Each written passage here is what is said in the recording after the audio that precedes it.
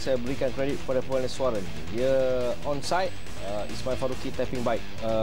Mazhar. Satu gerakan yang menarik, pemain suara memulakan gerakan ini, dan di sini juga kita lihat bagaimana Ismail Faruqi begitu bijak.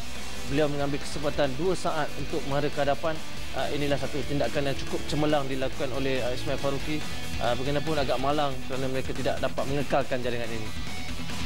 Ismail Faruqi minit ke-44. Jaringan pertama untuk pasukan Terengganu. Selepas itu, Baihaqi Kaizan. Ternyata posisi itu antara posisi kegemaran beliau untuk melakukan tandukan Mawi.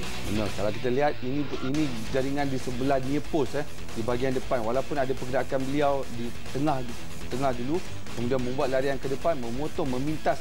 Kalau kita lihat dia dicabar oleh Hasmizan tapi bagi saya sebelum Baihaqi menyaikan gol ni, kita tengok juga siapa yang membuat hantaran tersebut ketua pasukan yang begitu